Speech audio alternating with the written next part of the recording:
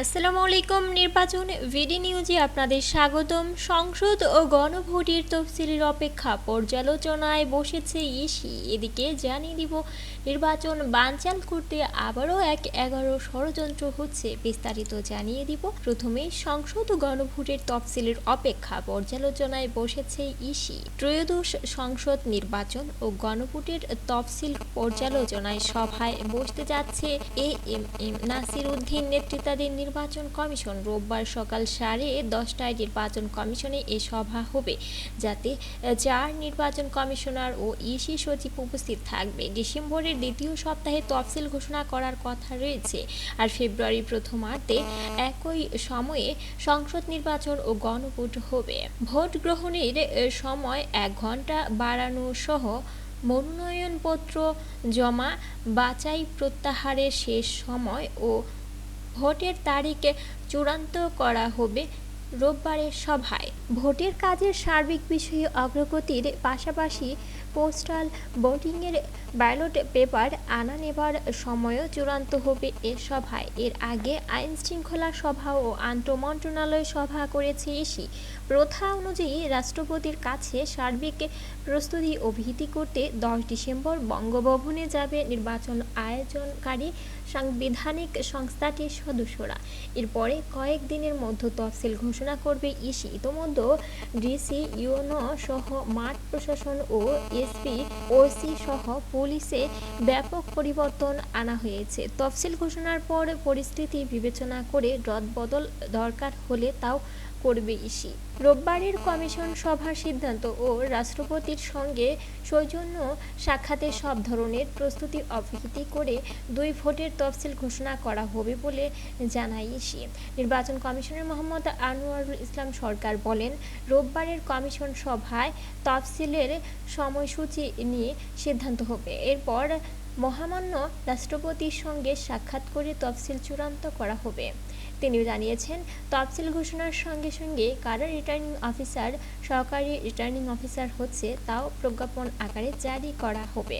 EC Anwarul বলেন, আইন বিধি নীতিমালায় নানা ধরনের সংস্কার হওয়া হয়েছে। এবার আইন বিধি শতভাগ প্রতিপালনে ইসির শক্ত অবস্থান থাকবে এবং সংশ্লিষ্টদের নির্দেশনা দেওয়া হবে।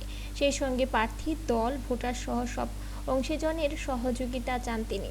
সর্বশেষ 2024 সালের 7 জানুয়ারি ভোট হয় দ্বাদশ সংসদ নির্বাচনের। ওই বছরের 5 আগস্ট আওয়ামী লীগ সরকারের পতনের পর রাষ্ট্র সংস্কারের উদ্যোগ নেয় অধ্যাপক মোহাম্মদ ইউনূস নেতৃত্বাধীন অন্তর্বর্তী সরকার। গেল বছর নভেম্বরে এএমএম নাসির উদ্দিন নেতৃত্বাধীন ইসি গঠনের পর ত্রয়োদশ সংসদ নির্বাচনের সব ধরনের প্রস্তুতি শেষ করে। এর মধ্যে গণভোটের বিষয়টিও যুক্ত হয়। দলগুলোর নানা অবস্থানের মধ্যে সরকারের তরফে 2 নির্বাচন একসাথে করার ঘোষণা আগে। প্রথমবারের মতো প্রবাসী বাংলাদেশি ভোটারের জন্য পোস্টাল ভোটিংয়ের ব্যবস্থা নেওয়া হয়। প্রধান উপদেষ্টা ঘোষিত ফেব্রুয়ারি প্রথমার্ধে ভোট হতে যাচ্ছে। এর ধারাবাহিকতায় নির্বাচন আয়োজনকারী সাংবিধানিক সংস্থাটি ভোটের তফসিল ঘোষণা করবে। বিএনপি, জামায়াত, এনসিপি সহ নিবন্ধিত অর্ধশতাধিক দল রয়েছে। আওয়ামী লীগের নিবন্ধন স্থগিত থাকায় ভোটের বাইরে থাকতে হচ্ছে দলটির। রোববার আলোচ্য সূচি। নির্বাচন কমিশনের 10ম সভা রোববার সকাল 10:30টায় প্রধান নির্বাচন কমিশনারের সভাপতিত্বে তার সভাকক্ষে অনুষ্ঠিত হবে। এই সভায় তফসিল সহ 10টি বিষয় নিয়ে আলোচনা হবার কথা রয়েছে। এর মধ্যে আছে তফসিলের আগের ও পরের কার্যক্রম, গণভোট আয়োজন সহ ত্রয়োদশ জাতীয় সংসদ নির্বাচনের সার্বিক প্রস্তুতির সর্বশেষ অবস্থা, মাঠ পর্যায়ে সর্বোচ্চ যোগাযোগ, মতবিনিময়, সমন্বয় সংক্রান্ত বিষয়, ভোটের দিনের আবহাওয়া ও তফসিলের ভাষণ প্রচার। ইসি আন্তঃমন্ত্রণালয় সভায় ইতোমধ্যে আবহাওয়া সংক্রান্ত তথ্যাদি তুলে ধরা হয়েছে। ফেব্রুয়ারির প্রথমার্ধে যেমন আবহাওয়ার বিরাজ করবে জানতে চাইলে আবহাওয়া অধিদপ্তরের পরিচালক মমিনুর ইসলাম শুক্রবার বলেন, শীতের সময়ে কুয়াশার ঢাপটা থাকবে প্রথম সপ্তাহে, এরপরে ধীরে ধীরে কমবে। ভোটের কাছাকাছি সময়ে আরও সুস্পষ্ট পূর্বাভাস জানানো যাবে। এছাড়া এদিকে জানিয়ে দিচ্ছি আরও, নির্বাচন বানচাল করতে আবারও ১/১১ ষড়যন্ত্র হচ্ছে। গণ অধিকার পরিষদের সাধারণ সম্পাদক রাশেদ খান বলেন, একটি কুচক্রী মহল আগামী জাতীয় নির্বাচন বানচাল করতে ২০০৭ সালের ১/১১ মতো পরিস্থিতি সৃষ্টির ষড়যন্ত্রে লিপ্ত হয়েছে। তারা শেখ হাসিনাকে দেশে ফিরিয়ে আনার নতুন চক্রান্ত শুরু করেছে। তিনি হুঁশিয়ারি দিয়ে বলেন, ফেব্রুয়ারিতে যে নির্বাচন হবে তা কেউ বানচাল করতে পারবে না। গতকাল ঝিনাইদহের হরিণাকুণ্ডু উপজেলার মান্দিয়া বাজারে পথসভা শেষে সাংবাদিকদের প্রশ্নের জবাবে তিনি কথা বলেন। প্রধান উপদেষ্টার প্রেস সচিব শফিকুল আলমের জাতীয় পার্টি নির্বাচনে আসবে কি আসবে না সেটি তাদের ব্যাপার মন্তব্যের কড়া সমালোচনা করে রাশেদ খান বলেন, আমরা প্রেস সচিবের এই বক্তব্যের তীব্র ধিক্কার জানাই। আপনারা অন্তর্বর্তী সরকারের দায়িত্ব পালন করছেন, কিন্তু জুলাই গণ অভ্যুত্থানের চেতনা ও জনগণের আকাঙ্ক্ষাকে ধারণ করছেন না। ফ্যাসিবাদের দোসর ও আওয়ামী লীগের অবশিষ্ট শক্তির প্রতি নমনীয়তা দেখাচ্ছেন। জনগণ এ অবস্থান কিছুতেই মেনে নেবে না, আমরাও চুপ করে বসে থাকব না। তিনি আরও বলেন, মামলা দিয়ে বা অন্য কোনো কৌশলে নির্বাচন স্থগিত করার সুযোগ কাউকে দেয়া হবে না।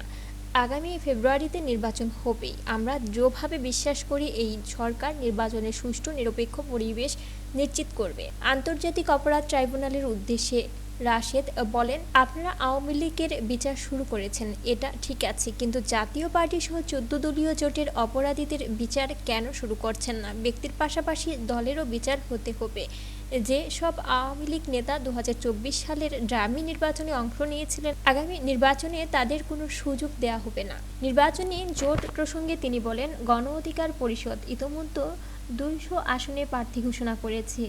আমি নিজেও ঝিনাইদহ ২ আসনে প্রচারণা চালিয়ে যাচ্ছি। ২০২২ সাল থেকে বিএনপির সঙ্গে যুগপৎ আন্দোলন করেছি, তাদের সঙ্গে আলোচনা চলছে। ফ্যাসিবাদ বিরোধী অন্য রাজনৈতিক শক্তির সঙ্গেও আলাপ চলমান। তফসিল ঘোষণার পরই জোটের চূড়ান্ত সিদ্ধান্ত জানানো হবে। সুপ্রিয় বন্ধুরা, এই ছিল আমাদের নির্বাচন ভিডি নিউজের এই মুহূর্তের আপডেট খবর। পরবর্তীতে আরও আপডেট খবর পেতে আমাদের নির্বাচন ভিডি নিউজ এই চ্যানেলটি সাবস্ক্রাইব করবেন আর বেল বাটনে ক্লিক করে রাখবেন সকল ভিডিওর আপডেট সবার আগে পাওয়ার জন্য।